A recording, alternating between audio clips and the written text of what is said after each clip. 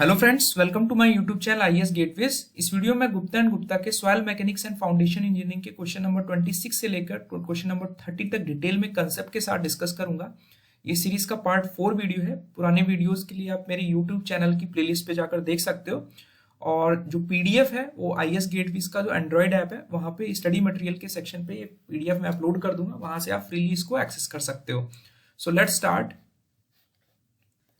इसमें पहला जो क्वेश्चन पूछा गया है कि विच of the following is a measure of particle size range. यहां पे कोई भी सॉइल है हमारे पास, ठीक है, कोई भी सॉइल होगी, वी नो कि रियल सिनेरियो में it will be having different particle sizes, ठीक है। किसी भी सॉइल में हमारे जो पार्टिकल साइजेस होंगे वो डिफरेंट साइजेस के होंगे और डिफरेंट प्रपोर्शन में होंगे, ठीक है। ये लॉजिकल है, ठीक है। तो जब हम स्टडी करते हैं सॉइल बिहेवियर की, तो जो सिग्निफिकेंट पार्ट आता है उसका हम ग्रेन साइज एनालिसिस करें, ठीक है। इस ग्रेन साइज एनालिसिस करने के लिए हमारे पास दो तरीके हैं कि जनरली हम सीव एनालिसिस परफॉर्म करते हैं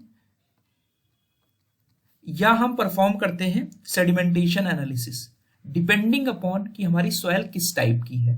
तो जनरली हम फाइन ग्रेन्ड सॉइल के लिए सेडिमेंटेशन एनालिसिस परफॉर्म करते हैं, और जो हमारी कोर्स ग्रेन्ड सॉइल्स है वहां हम सीव एनालिसिस परफॉर्म करते हैं। तो कोर्स ग्रेन्ड सॉइल बेसिकली वो है जहां पे मोर देन 50% पार्टिकल सॉइल में they are finer than 75 micron, ठीक है। यानी 50% से ज्यादा सॉइल पार्टिकल्स जो हैं वो हमारे 75 माइक्रोन से छोटे साइज के हैं, सॉरी बड़े हैं। छोटे साइज वाले में हमारी फाइन ग्रेन सॉइल आ जाएगी, ठीक है। तो जब हमने सीव एनालिसिस कर लिया तो जो उसके रिजल्ट्स हैं उनका इंटरप्रिटेशन आप कैसे करोगे?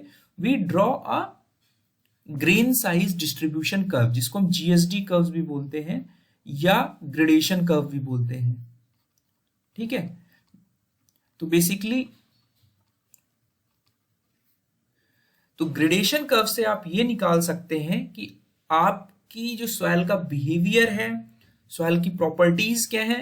We will use certain empirical constants, coefficients का यूज करके हम लोग सॉइल के कैरेक्टरिस्टिक को स्टडी कर सकते हैं। तो ये देखा गया है कि जब हम ग्रेडेशन कर्व ड्रॉ करते हैं तो वी नीड अ ग्राफ। तो बेसिकली ग्राफिकल फॉर्म में हम अपना ग्रेन साइज डिस्ट्रीब्यूशन बनाएंगे, और ग्राफ हमारा किस फॉर्म में होगा? It will be a semi logarithmic.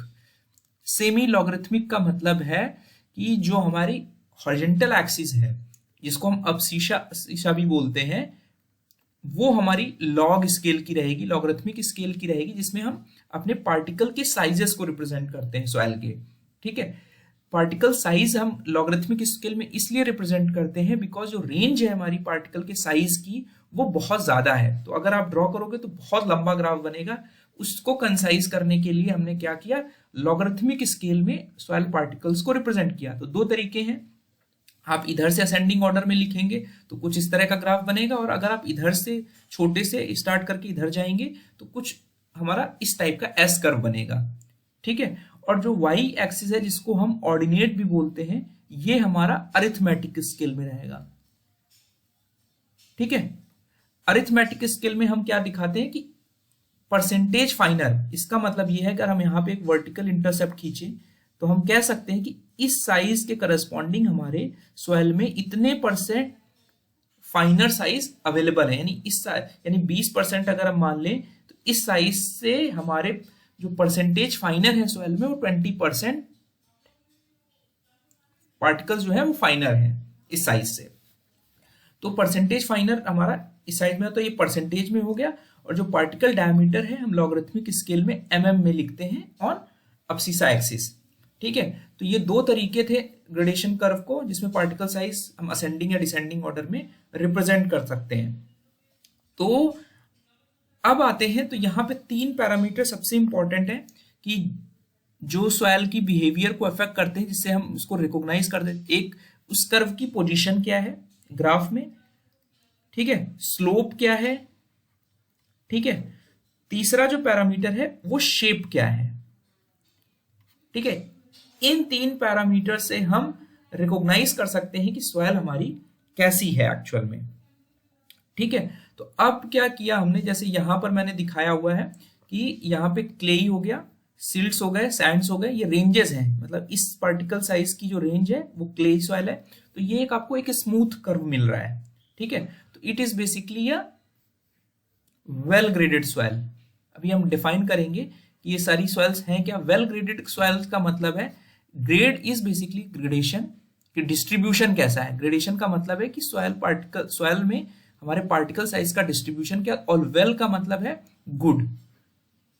इसका मतलब जितने सभी साइज के पार्टिकल्स सॉइल में एग्जिस्ट कर रहे हैं और वो प्रॉपरली डिस्ट्रीब्यूटेड है, इसीलिए जो इसका कर्व है वो आपको स्मूथ कर्व मिल रहा है।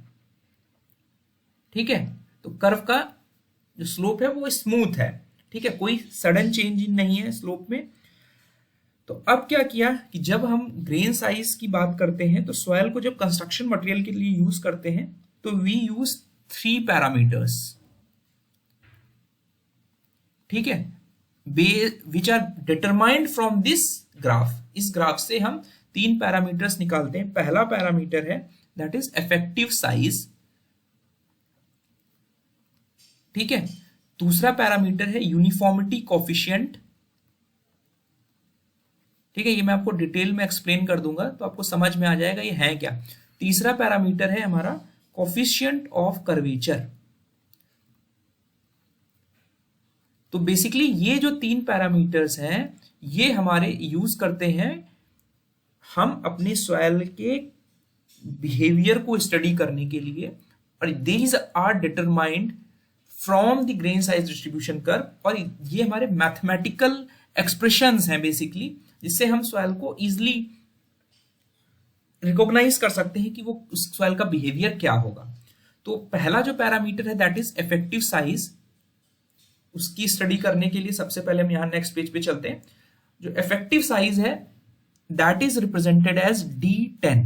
D is basically diameter, D का मतलब यहां पे डायमीटर का D है, और 10 का मतलब है कि इट इज इंडिकेटिंग कि इस डायमीटर वाले पार्टिकल साइज से 10% सॉइल पार्टिकल्स हमारे छोटे हैं, फाइनर हैं। तो अगर ये सॉइल मास है और अगर हम यहाँ पे ये कहते हैं कि हमारा D10 जो है वो ये पार्टिकल साइज है, तो 10% particle sizes, 10% of the soil particles उस सॉइल के इस साइज से छोटे होंगे। ठीक है, यानी ये वाली जो सॉइल मास है 10%, वो इस पार्टिकल साइज जो कि D10 को करस्पॉन्ड कर रहा है उससे छोटे हैं।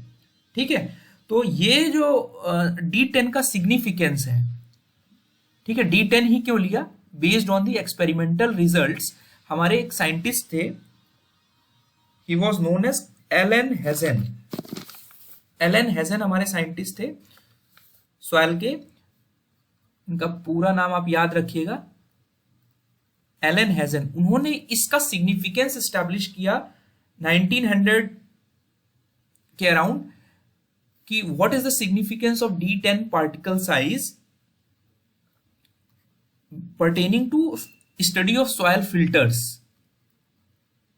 जहां पर सॉइल की जो परमेबिलिटी है उस पर इन्होंने रिसर्च की और ये एस्टैब्लिश किया कि D10 is the significant parameter based on which soil filter should be design. तो इस वजह से इस पार्टिकल साइज को हमने क्या कहा, हेजन डायमीटर। ठीक है, इसको हम क्या कह सकते हैं, हेजन डायमीटर या हेजन कोफिशिएंट। तो हमारा हेजन कोफिशिएंट या इफेक्टिव डायमीटर D10 को बोला, इसको हमने इफेक्टिव साइज भी बोल दिया। तो ये एक पैरामीटर हो गया।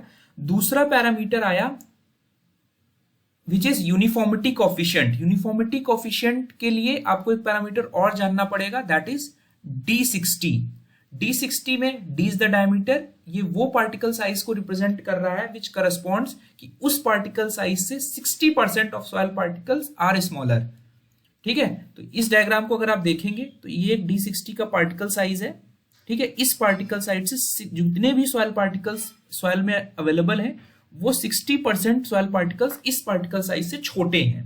बाकी 40% जो पार्टिकल्स हैं सॉइल के वो इस साइज से बड़े होंगे। तो आपको ये वाला जो ब्राउन वाला, डार्क ब्राउन वाला पोर्शन दिख रहा है, इसकी जो लिमिट है दिस इज D60 और 60% पार्टिकल्स इससे छोटे हैं। बाकी आप देख पा रहे हैं कि 40% पार्टिकल्स इस साइज से बड़े हैं। तो ये दो पैरामीटर्स के बेसिस पर हमारा एक मैथमेटिकल इंडेक्स आया, that is coefficient of uniformity. C जो है वो इंडिकेट कर रहा है coefficient and U is uniformity.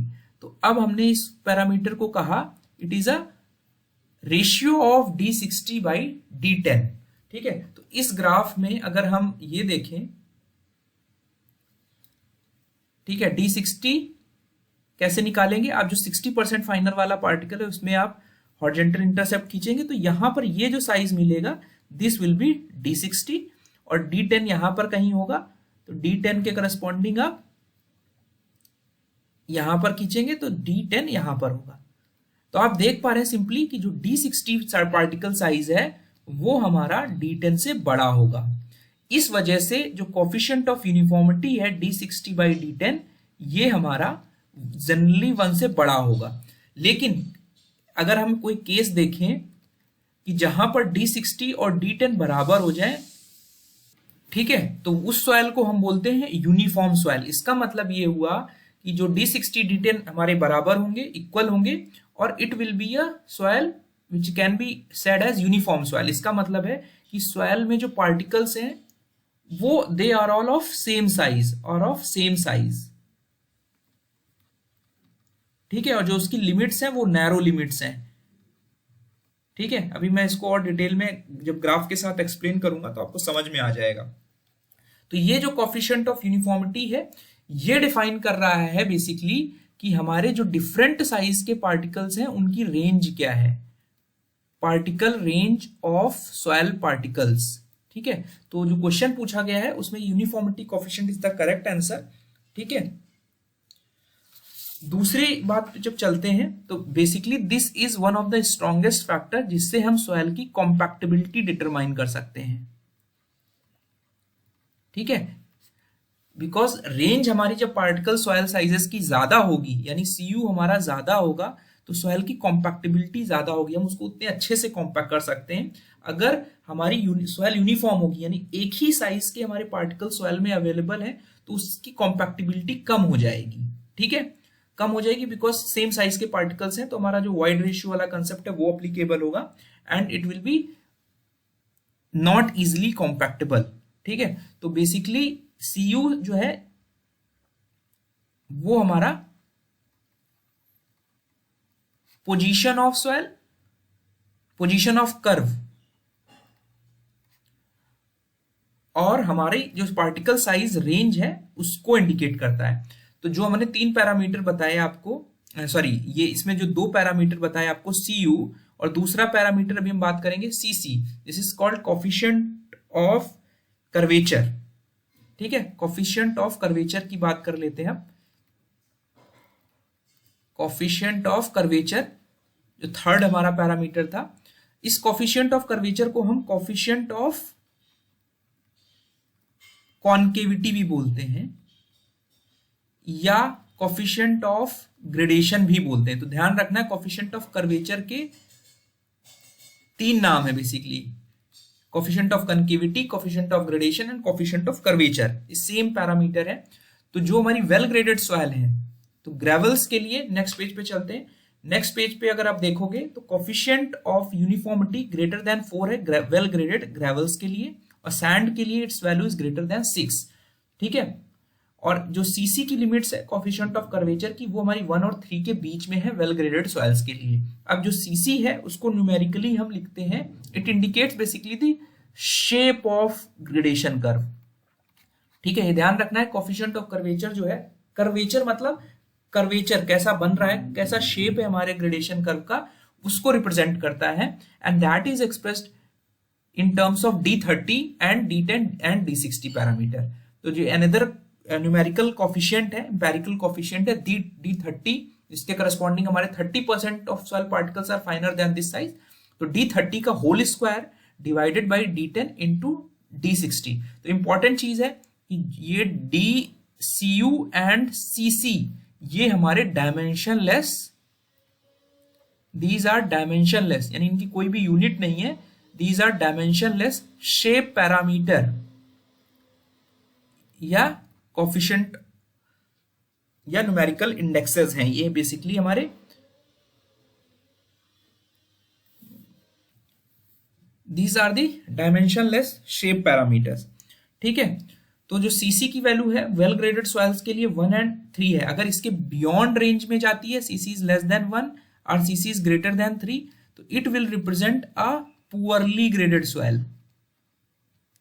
ठीक है, ठीक है, पुअरली ग्रेडेड सॉइल का मतलब ये हुआ कि हमारे दो केसेस हैं पुअरली ग्रेडेड सॉइल के लिए, जो कि हम लोग फर्दर नेक्स्ट वीडियो में देख लेते हैं। यहां पर अभी जो इसका करेक्ट आंसर होगा हमारा यूनिफॉर्मिटी कोफिशिएंट हो जाएगा। नेक्स्ट क्वेश्चन पे चलते हैं, उसमें हम लोग बची हुई चीजें एक्सप्लेन कर लेंगे। Which of the following statements are correct? ठीक है, uniformity coefficient represent the shape of particle size distribution. ये शेप को नहीं रिप्रेजेंट करता, it represents the range of particle sizes, range of particle sizes. ठीक है, दूसरा है कि for a well graded soil both uniformity and coefficient of curvature are nearly unity. ये गलत है, मैंने अभी आपको रेंजेस बताई, दोनों अलग अलग वैल्यूज हैं। सीसी की वैल्यू जो है 1 से 3 के बीच में होनी चाहिए। Soil is said to be well graded if has most of the particles of about same size. एक ही सॉइल के अंदर सेम साइज के पार्टिकल्स अवेलेबल हैं, then that is a uniform soil, and इसको हम पुअरली ग्रेडेड सॉइल की category में डालते हैं। तो बेसिकली जो पुअरली ग्रेडेड है, यानी जो डिस्ट्रीब्यूशन है वो पुअर है। पुअरली ग्रेडेड का मतलब poor distribution of soil particles. तो दो केसेस हैं पुअरली ग्रेडेड सॉइल के लिए। पहला केस ये है कि एक्सेस या deficiency of certain particle sizes, certain particle sizes. इस दूसरा केस ये है कि many particles of soil of same sizes, जो भी पार्टिकल्स हैं वो सेम साइज के हैं। ठीक है, ज्यादातर पार्टिकल सेम साइज के हैं। तो ये दोनों कैटेगरी जो है पुअरली ग्रेडेड सॉइल्स के लिए है, जिसमें पहला जो केस है ये रिप्रेजेंट करता है कि वो सॉइल गैप ग्रेडेड है। ठीक है, किसी एक पर्टिकुलर रेंज के जो पार्टिकल्स हैं वो उस सॉइल में मिसिंग है, इसको स्टेप ग्रेडेड सॉइल भी बोलेंगे। अभी आप इसको कैसे पहचानेंगे? जो आपका जब शेप आप देखोगे तो देखोगे कि there is a sudden change in slope, sudden change in slope होगा गैप ग्रेडेड या स्टेप ग्रेडेड सॉइल्स में। और दूसरी कैटेगरी जो है this is a uniform soil. तो यूनिफॉर्म सॉइल और गैप ग्रेडेड सॉइल जो है ये हमारी पुअरली ग्रेडेड सॉइल है। तो यूनिफॉर्म सॉइल कैसे पहचानोगे? कि जो लिमिट्स होंगी कर्व की वो नैरो होंगी। ठीक है, अब अगर आप एग्जांपल देखोगे यहां पर, इसमें आप कर्व नंबर 1 अगर आप देखो तो इसकी जो रेंज आप देख रहे हो यहां से स्टार्ट हो रही है और यहां तक जा रही है। जो इसका कर्व है दैट इज वेरी स्मूथ। तो this is having a smooth curve with a well distribution of particles. तो ये हमारी वेल ग्रेडेड सॉइल हो गई। ठीक है, तो बेसिकली ये पैरामीटर्स मैंने आपको बताया, they are most significant for coarse grained soils. ठीक है, ये वाली आप सॉइल देखोगे तो आप देख रहे हैं यहां से इस रेंज, ये जो रेंज है ये बहुत नैरो है, यानी इस सॉइल में केवल इस रेंज के ही पार्टिकल्स अवेलेबल हैं, और जो कर्व का स्लोप है वो बहुत स्टीप है। तो स्टीप स्लोप है और जो पार्टिकल साइज की रेंजेस हैं वो नैरो लिमिट्स में है, मतलब बहुत कम लिमिट्स के सेम साइज के पार्टिकल्स अवेलेबल हैं। तो it will be a uniform soil. तो कर्व टू यूनिफॉर्म सॉइल हो गया। और ये वाला जो ब्रेक आ रहा है आपको, आप देख रहे हैं यहां पे ब्रेक आ रहा है, सडन चेंज इन स्लोप आ रहा है, तो it is a gap graded या स्टेप ग्रेडेड सॉइल। ठीक है, तो these are some of the characteristics जो आपको ध्यान रखनी है। तो जो कर्व है आपको वेल ग्रेडेड में आप देख रहे हैं कि फ्लैट कर्व मिल रहा है। ठीक है, कर्व स्मूथ है, फ्लैट कर्व मिल रहा है आपको वेल ग्रेडेड सॉइल्स में, लेकिन बाकी में आपको स्टीप स्लोप मिल रहा है नैरो लिमिट्स में, और गैप ग्रेडेड में आपको स्लोप का चेंज मिल रहा है। तो आपको ये वाला जो कर्व नंबर 4 है ये भी आपका नैरो लिमिट्स में है, it is also a uniform soil. इसमें most of the particle size ranges are confined. तो इसमें हमारा जो 27 वाला ऑप्शन है, इसमें नन ऑफ दी वे, कोई भी स्टेटमेंट करेक्ट नहीं है। और यूनिफॉर्मिटी कोफिशिएंट सॉइल हमारा इक्वल टू या ग्रेटर देन 1 हो सकता है, यानी मिनिमम वैल्यू अगर आपसे क्वेश्चन में पूछी जाए तो हमारी मिनिमम वैल्यू जो है यूनिफॉर्मिटी कोफिशिएंट की, या कोफिशिएंट ऑफ यूनिफॉर्मिटी, दोनों बोल सकते हैं, कोफिशिएंट ऑफ यूनिफॉर्मिटी या यूनिफॉर्मिटी कोफिशिएंट, उसकी मिनिमम वैल्यू जो है वो हमारी 1 होती है। इससे बड़ी होगी या 1 होगी, बिकॉज जो पार्टिकल साइज D60 है वो हमेशा या D10 से बड़ा होगा। ठीक है, ठीक है। अब अगर हम देखें कि D60 और D10 का अगर रेशियो 1 है तो हमारा जो ग्राफ होगा कैसे आपको मिलेगा, it will be a straight vertical line. ठीक है, आप देख पा रहे हैं, this is a gradation curve for a poorly graded soil जिसका जो यूनिफॉर्मिटी कोफिशिएंट है 1 है। तो अगर आपसे पूछा जाए कि जिन सॉइल्स का यूनिफॉर्मिटी कोफिशिएंट 1 है उनका ग्रेडेशन कर्व में आपको एक सिंगल वर्टिकल लाइन मिलेगी। ठीक है, these are some of the relationships कि Cu is greater than 4 is a well graded gravel and Cu is greater than 6 is a well graded sand। तो these are parameters for the coarse grained soils। बाकी soils के लिए जो हमारी fine grained soils है वहां पर हम स्टडी करते हैं, तो वहां पे अटरबर्ग लिमिट्स की बात करते हैं। ठीक है, यहां पर भी आप देख पा रहे हो कि यहां पर आपका there is a sudden change in slope, एक स्लोप ये था, एक स्लोप ये है, तो ये भी हमारी पुअरली ग्रेडेड सॉइल है। तो सडन इन चेंज का स्लोप का मतलब है इसमें भी हमारे there is a gap graded soil, certain particle size range are missing in this soil। मतलब ये इस रेंज के पार्टिकल्स हैं इसमें और इस रेंज के पार्टिकल्स हैं, और बीच के जो साइजेस हैं वो हमारी सॉइल में absent हैं। तो this is a gap graded या स्टेप ग्रेडेड सॉइल। तो इसका ऑप्शन भी डी हो जाएगा। नेक्स्ट क्वेश्चन हम करते हैं, it is related to Atterberg. ठीक है, तो थोड़ा सा हम लोग बेसिक्स पे जाते हैं पहले, कि जब हम फाइन ग्रेन्ड सॉइल्स की स्टडी करते हैं तो वहां पर एक टर्मिनोलॉजी यूज करते हैं, that is known as consistency. Consistency basically क्या है, ये इंडिकेट करती है सॉइल की डिग्री ऑफ फर्मनेस। ठीक है, या इसको अगर इजी लैंग्वेज में समझें कि कितने ईज के साथ हम सॉइल को डिफॉर्म कर सकते हैं, relative ease with which soil can be deformed। ठीक है, किस ईज के साथ हम सॉइल को डिफॉर्म कर सकते हैं, this is basically the consistency. ठीक है, तो this is basically associated with, ये प्रॉपर्टी बेसिकली एसोसिएटेड है फाइन ग्रेन्ड सॉइल्स के साथ। ठीक है, ये ध्यान रखना है, कंसिस्टेंसी की जब भी हम बात करते हैं तो we are talking in context to fine grained soil. तो बेसिकली कोई भी नेचुरल सॉइल है उसमें हमारी जो सॉइल है वो 4 स्टेट्स में हो सकती है, तो हम उनको बोलते हैं stages of consistency, 4 stages of consistency या states of consistency, states of consistency. तो पहला स्टेट है लिक्विड स्टेट, दूसरा है plastic state, semi solid state and solid state. ठीक है, 4 स्टेट्स हैं हमारी कंसिस्टेंसी की जो सॉइल में एक्सिस्ट करती हैं। अब हुआ क्या, ये बेसिक फंडामेंटल्स है। 1911 में हमारे एक स्वीडिश साइंटिस्ट थे, स्वीडिश साइंटिस्ट, इनका नाम था अटरबर्ग। इन्होंने सबसे पहली बार ये फंडामेंटल्स कंसिस्टेंसी के डेमोन्स्ट्रेट किए, द स्टेट्स ऑफ कंसिस्टेंसी। इसी वजह से इन स्टेट्स के करस्पॉन्डिंग जो इनकी बाउंड्री लिमिट्स हैं, ठीक है, दीज आर बाउंड्री लिमिट्स। कितनी बाउंड्री लिमिट्स होंगी, एक बाउंड्री लिमिट, दूसरी बाउंड्री लिमिट, तीसरी बाउंड्री लिमिट। तो 1, 2 and 3 boundary limits are there for this 4 state. 4 states के लिए 3 बाउंड्री लिमिट्स हैं और इनको कहा गया अटरबर्ग लिमिट्स। ठीक है, तो basically these are basically the boundary limits of water content. ठीक है, जो कि basically weight of water divided by weight of solids है। तो सिंपली जो ये लिमिट्स हैं, these are percentages of water content in the soil. ठीक है, अब फिजिकल सिग्निफिकेंस देखते हैं इनका, यहां से थोड़ा सा समझ लेते हैं कि कोई भी सॉइल है आपकी,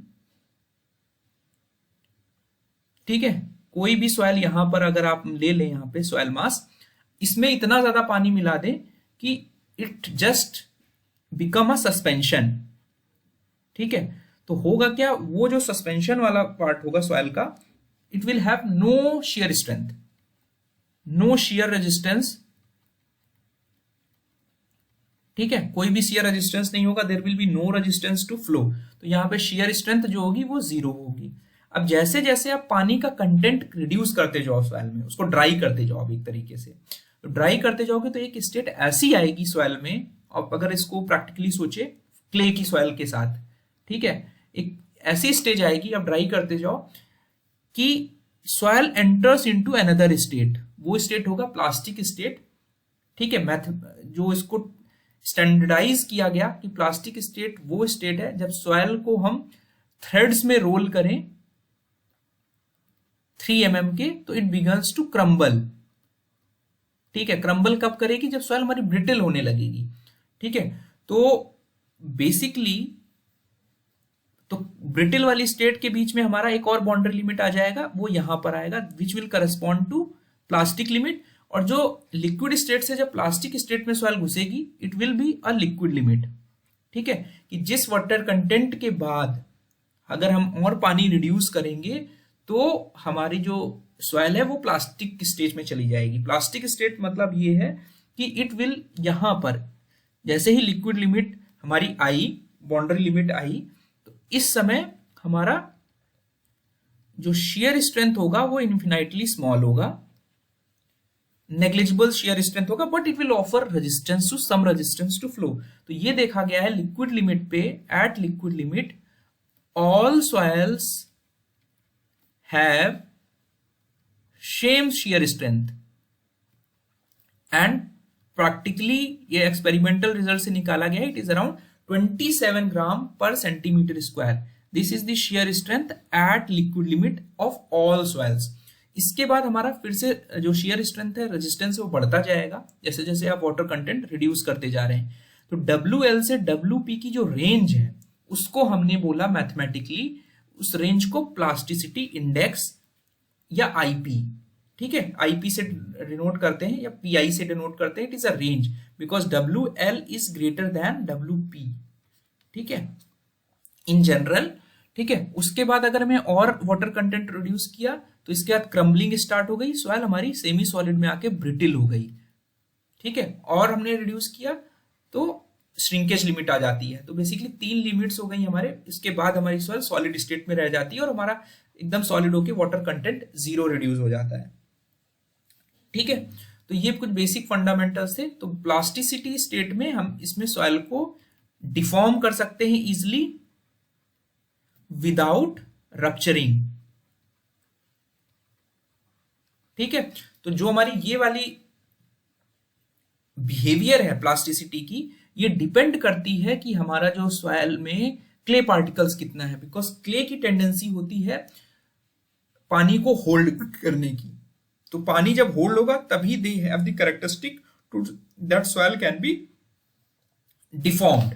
ठीक है, तो बिकॉज कोर्स ग्रेन्ड सॉइल में हमारे सॉइल मिनरल्स नहीं होते, जिनको हम क्ले मिनरल्स बोलते हैं, तो इस वजह से जो हमारी कोर्स ग्रेन्ड सॉइल्स हैं, कोर्स ग्रेन्ड सॉइल्स जो है हमारी, उसका जो प्लास्टिसिटी इंडेक्स है वो हमारा 0 निकल के आता है या निकल के नहीं आता।